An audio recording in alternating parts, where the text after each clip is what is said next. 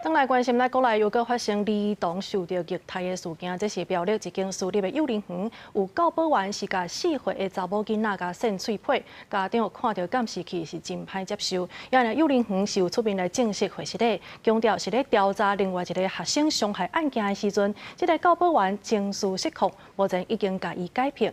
因为县政府即马是调监视器扩大调查。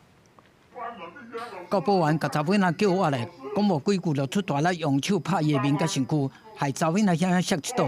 宜兰县一间私立幼儿园传出不当的管教，家长看到4岁大的查某囝互老师拍，心肝来真艰苦。老师，你有看那个影片吗？老师，你知道吗？我知道，对不起。代志发生伫这个月初10，苗栗县政府是伫15接到民众检举。 幼儿园讲拍人的性感的教保员在职8年，无不当管教甲拍人的记录。代志发生了，已经甲改变。拍人的原因是班上另外一同学目睭去同学刺伤。教保员伫个质问防止人的查某囡仔时阵情绪失控。小女孩大概害怕，也坚持不讲，所以老师在盛怒之余，就3番2次的打她的嘴巴。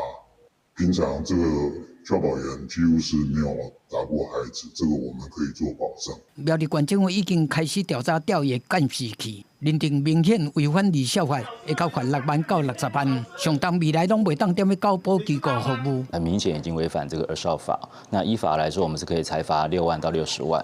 而且可以公布其姓名。遇到这样子的问题，只要发现老师的声音有过于尖锐、吼骂的时候，其实园方就要进来稍微安抚跟制止。但是呢，园方常态性应该是没有在做巡堂的工作。日本基金会讲，这个教保员专业能力无够，按画面中教保员甲囡仔的反应来看，可能唔是头一届的拍人。幼儿园的巡查甲配饭制度明显失效。 政府除了调查以外，嘛要检讨教保员的培训制度。记者综合报道。